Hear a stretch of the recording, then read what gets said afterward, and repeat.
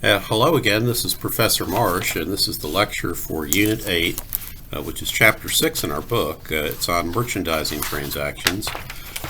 Please note that I occasionally misspell merchandising in the materials, spelling it with a Z instead of an S, which is the preferred spelling. We have several learning objectives for this chapter, and if you've read all the materials that are in your course assignments, coursework, you will see that there's not going to be a quiz about this particular unit, so at least not this week. So I do want you to read the material and to learn it and to do the homework, but that really is sufficient. We're not going to test this until later, probably in Unit 9.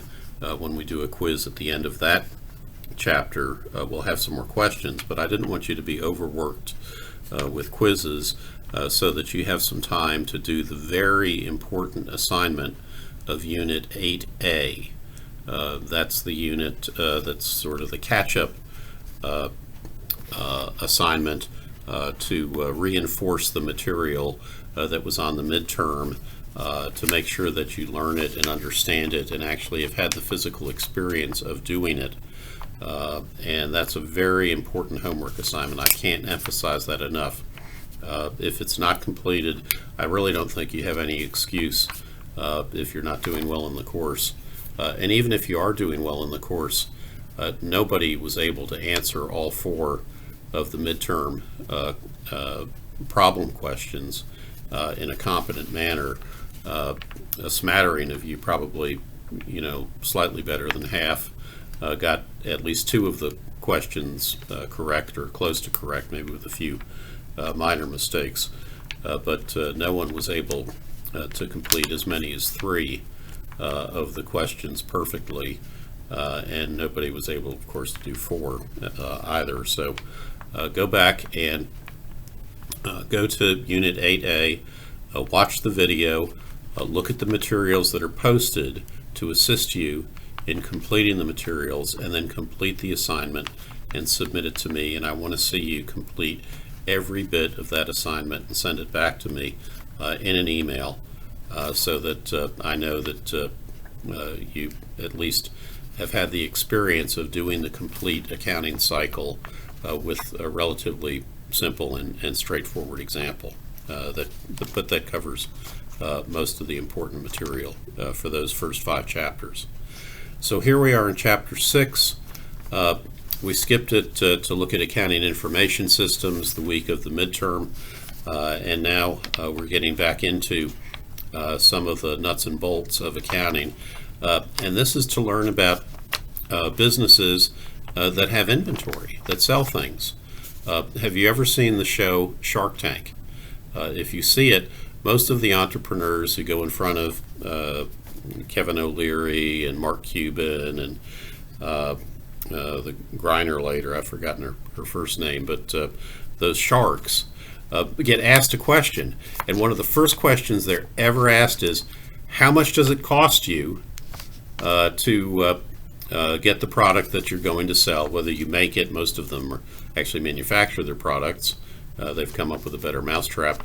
And then what can you sell it for? And that's what this particular chapter is all about. How do we account for the cost of the property, the merchandise that we sell, the inventory in accounting parlance, and how do we record the sale of it under either of 2 potential inventory systems? Now, you're going to learn about periodic and perpetual inventory systems. And periodic is the old school. This is where prior to the computer revolution in America, all merchandisers would periodically close their stores, and they would take a physical count of their inventory, whether it was on the shelves in the store or in the warehouses, and they would add it up, and they would see what their cost of sales had been by comparing what they had left to what they had at the end of the previous period. And so That was a system in which you would have beginning inventory, plus purchases minus, sales equal ending inventory. And that periodic system has been largely replaced among most modern retailers by a perpetual inventory system, where each time an item is sold, the seller, the selling company, knows what has been sold, and they know how much they have left of it in real time. But what we're going to learn in Chapter 6, which is Unit 8 in your course, is to compare and contrast merchandising versus service activities in transactions. And service activities, like a law firm, like an accounting firm, we're selling time, we're selling something other than merchandise. We're going to compare and contrast the perpetual versus the periodic inventory system. We're going to analyze and record transactions for merchandise purchases using the perpetual inventory system, and then we're going to analyze and record transactions for the sale of merchandise using the perpetual inventory system. So purchases and sales. Then we're going to probably skip over the next learning objective, which is the freight in methods. That's detail that you're going to learn in much more detail if you continue in accounting and go into intermediate accounting. So I'm going to skip that for right now. And then we're going to describe and prepare multi-step and simple income statements for merchandising companies. Those are the sort of income statements where you'll have, instead of just service revenue or total revenue minus expenses gets you net income, there'll be a multi-step where you have sales minus cost of sales, to give you a gross profit amount. And then from that gross profit from your sales activity, then you also have your operating expenses that are deducted from the gross profit to come up with net income. So we'll look at that. And then there's an appendix, but I'm probably going to, that's about the periodic inventory system, and I'm probably going to skip it for purposes of this lecture, although you should read it. You should know about periodic inventory systems because they're still in use in some businesses, particularly smaller businesses and businesses perhaps that are less sophisticated in their IT capabilities. But and also the question may show up on the CPA exam. So those of you who are thinking about really continuing far in accounting.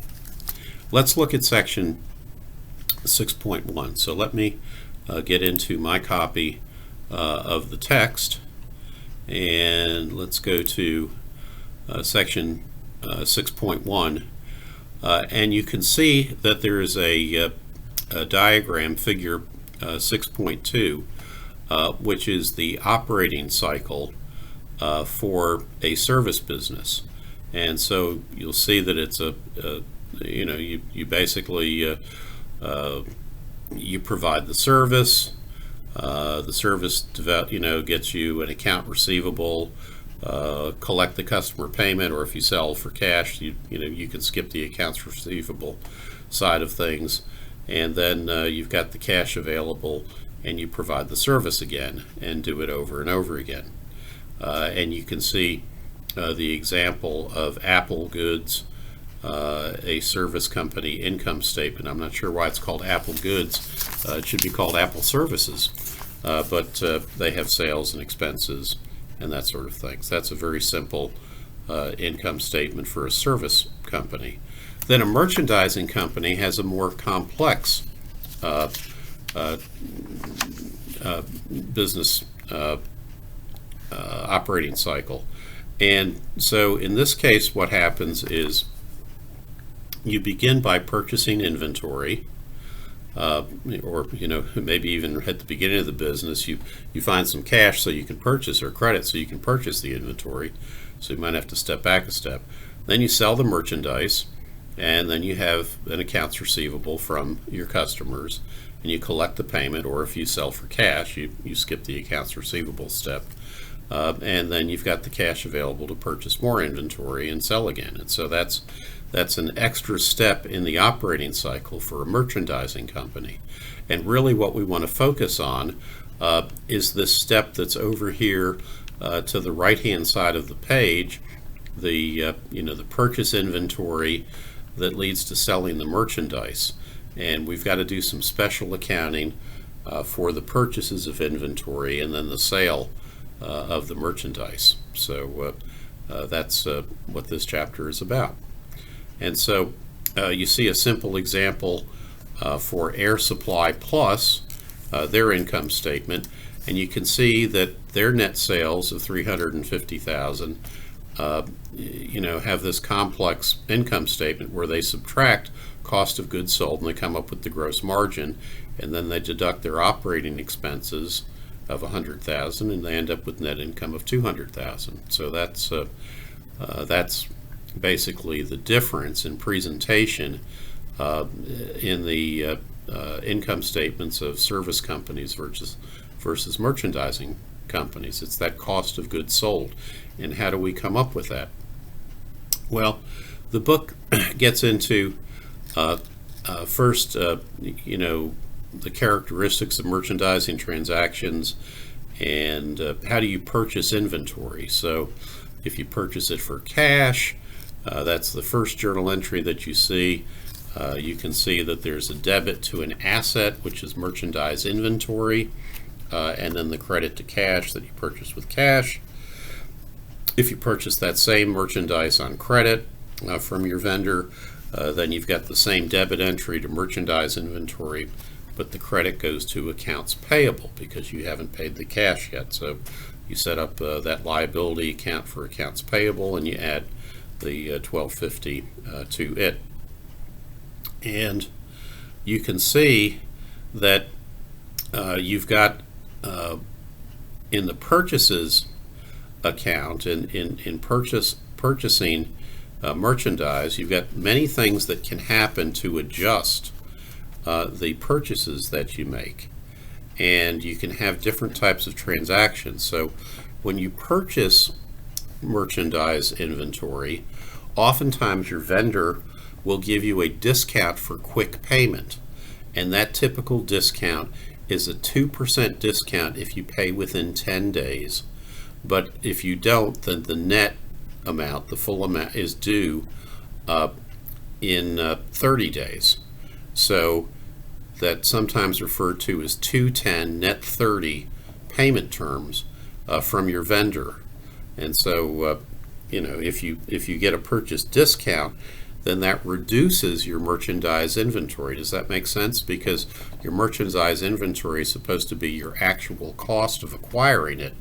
And so you would reduce that purchase and the amount that goes into merchandise inventory by the amount of the 2% discount or whatever the discount happens to be. Then you also can have purchase returns. You could get merchandise that you purchase, but then you return it to the vendor, and the vendor gives you either cash or credit back when they take back their merchandise. So why do they do that? Well, they used to not do that. It used to be caveat emptor. When you bought something from the snake oil salesman, who came around with his little push cart, the sale was final, and don't even think about trying to take it back to him. But over time, we've had a change in the way that we look at these purchases, where all sales are not necessarily final, dealing between people who are in business and in the stream of commerce. Most ethical sellers will accept returns in certain cases, either because perhaps the product has been replaced, becomes obsolete, perhaps it doesn't meet specifications, perhaps there's just a change in business and the vendor wants to keep you as a customer, and so they're willing to honor the sales price and give you either cash or credit on the return of the merchandise and allow you to purchase something else, maybe something that's newer and more in fashion from your vendor. Oftentimes you'll get purchase allowances if the merchandise becomes obsolete, and you also, of course, can have purchase returns if the merchandise is defective.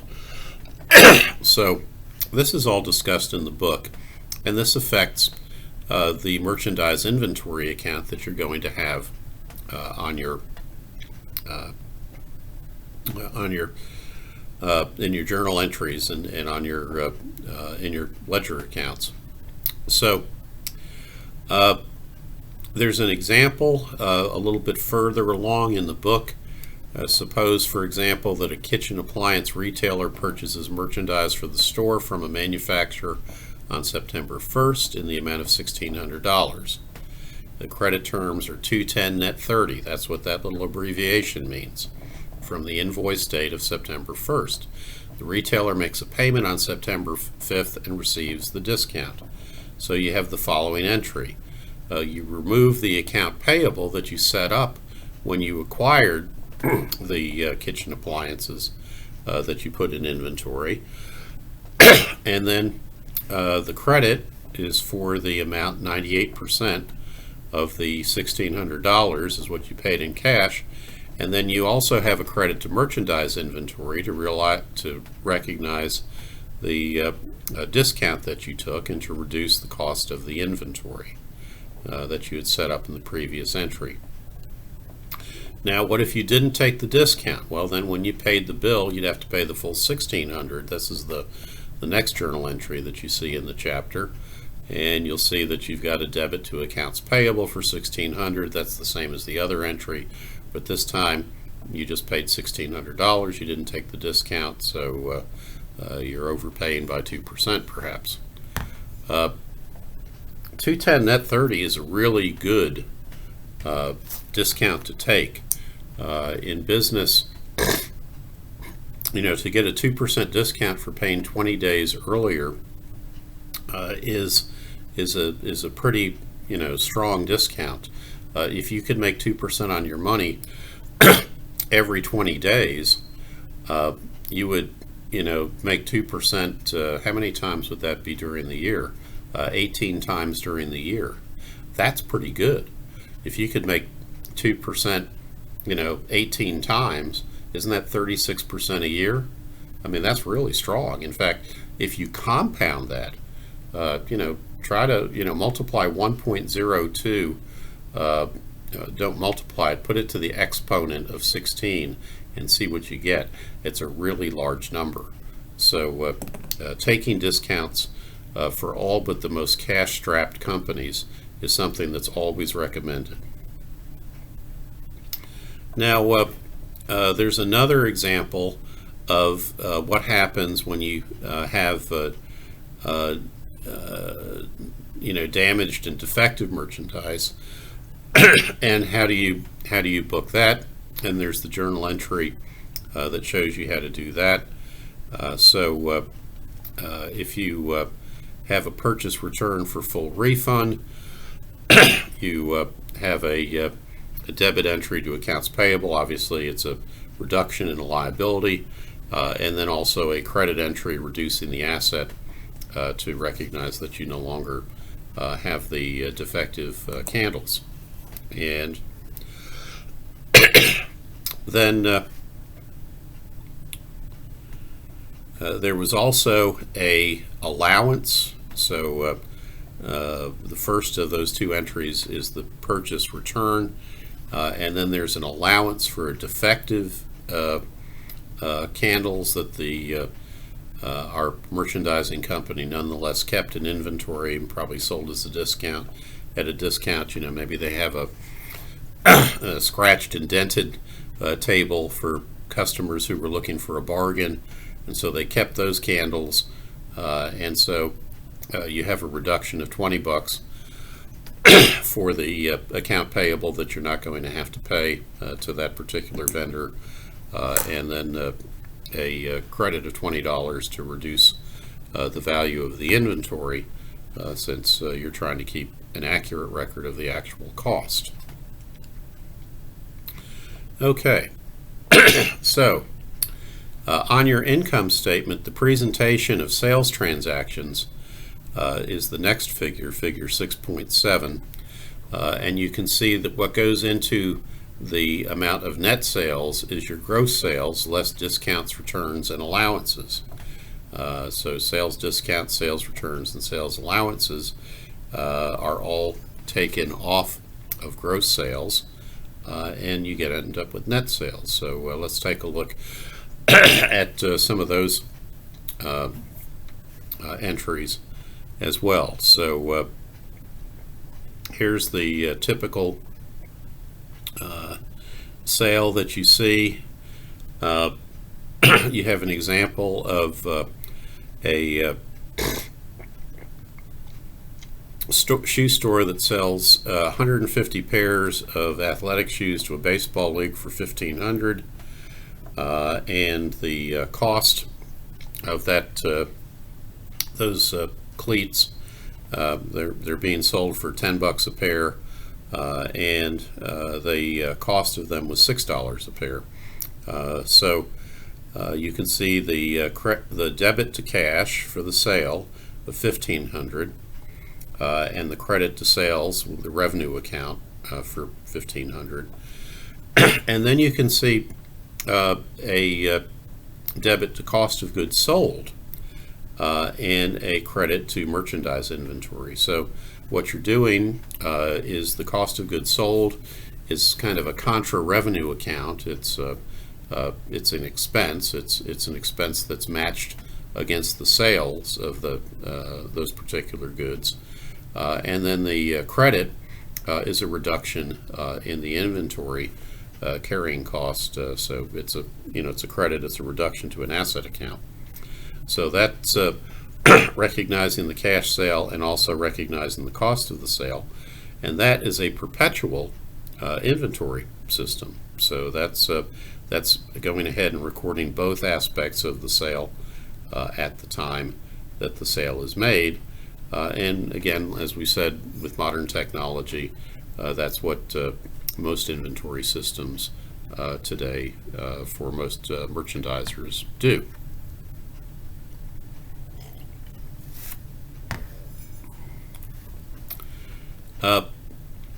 And you can see some additional examples of the sales discounts, what happens when you give a discount to a customer, and how those entries are made, and what happens when you sell on credit and then collect the cash and offset the receivable, and that's all in there too as well. So I don't want to belabor the point on this, but that's basically section 6.1, and let's now go on to section 6.2, which is asking us to contrast and compare the perpetual and periodic inventory system. And you've got an example for Gearhead Outfitters, and how the various journal entries are made with respect to perpetual versus periodic inventory systems. And let me explain it this way. And if you understand this, you'll understand the difference between perpetual and periodic. And in perpetual inventory systems, you know every time you make the sale where the inventory came from and how much it cost. That's perpetual. In periodic, it's like what we did in the first few chapters with the supplies account. When we're talking about like office supplies or business supplies that are in a business, where you don't take inventory of the supplies until the end of the period, you see how much you've used. Okay, so periodic is like that supplies entry that we made, back in chapter 3 and chapter 4, when we made our adjusting entries.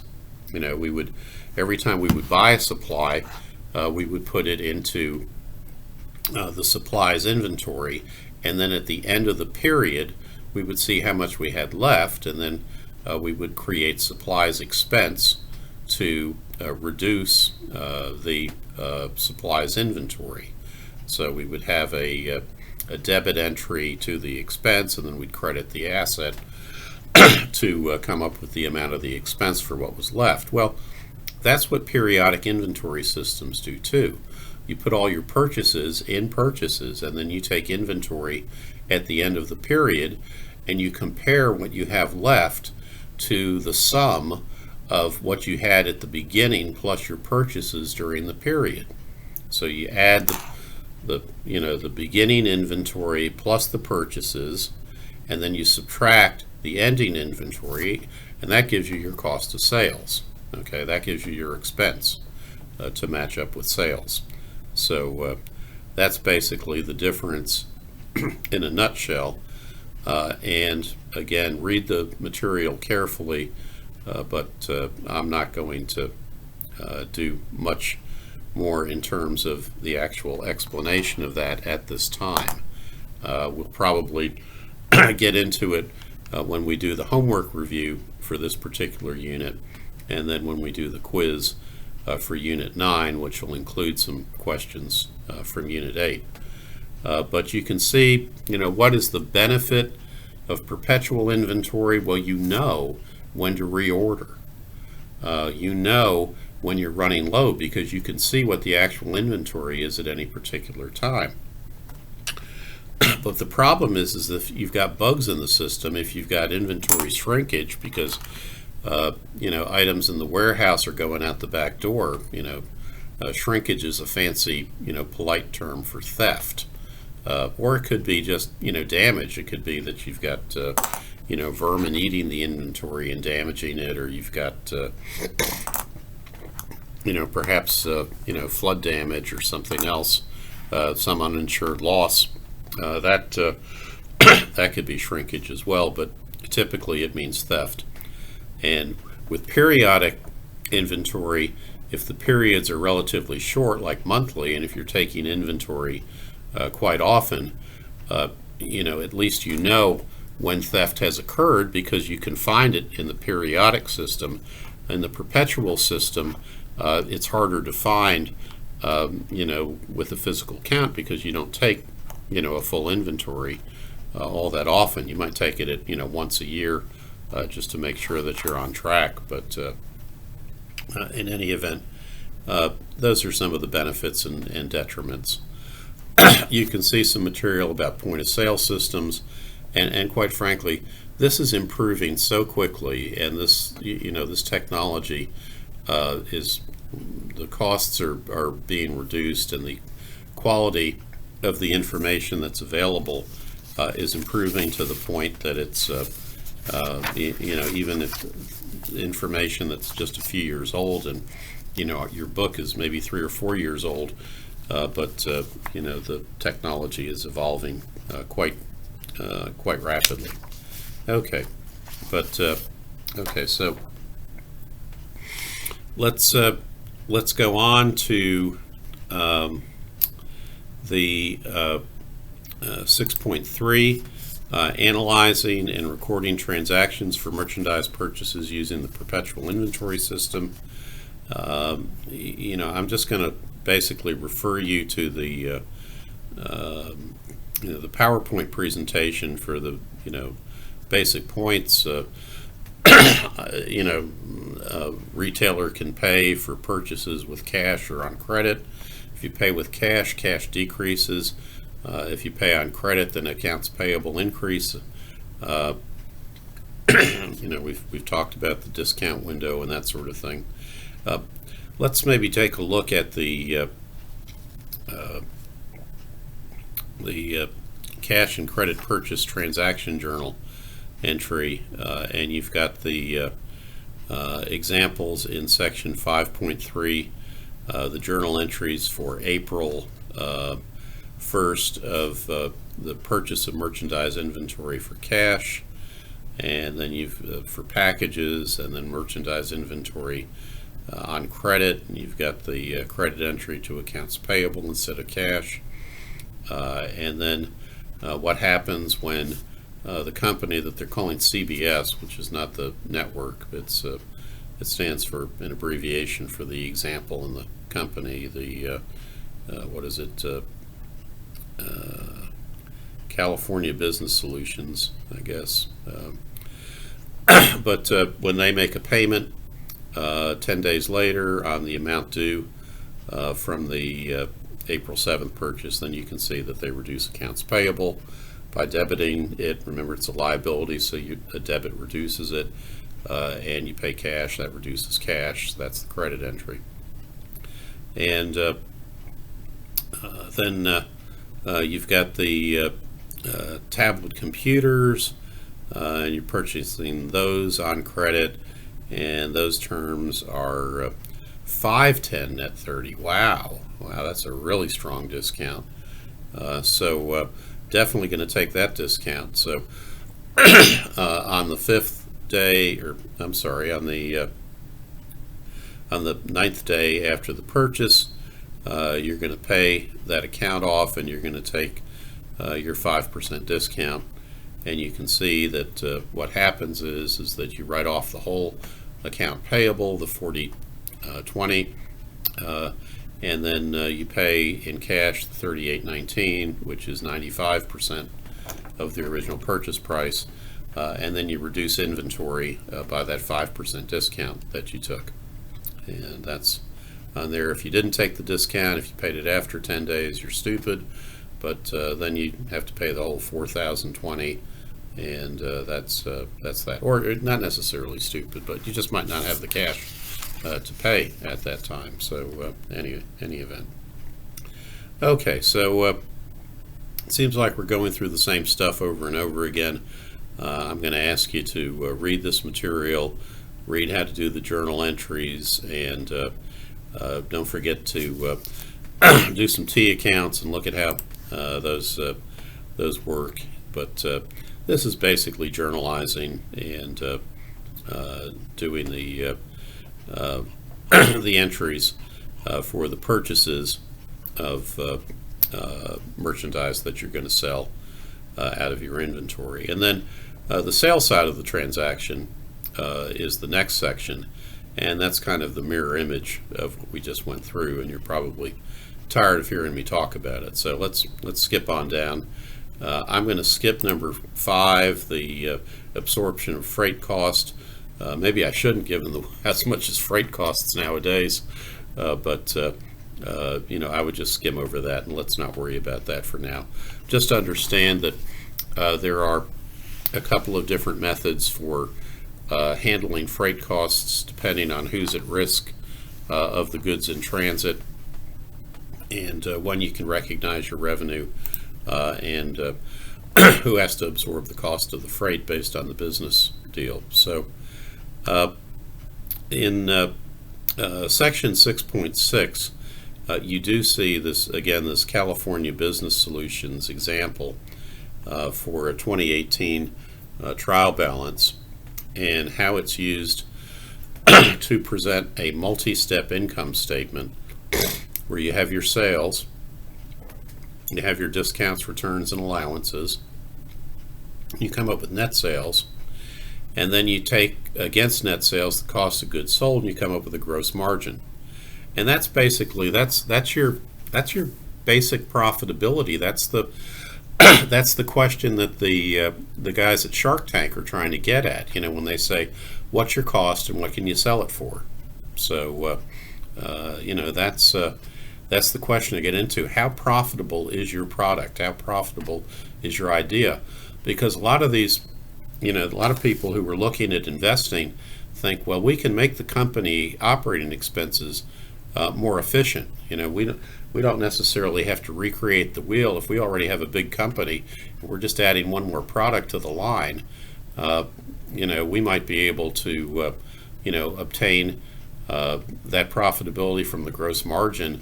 And if we can expand the sales by putting some additional capital in, if it's profitable enough, I can remember one example when there was somebody who had this hair product that created all these curls and things, and they sold it for $25.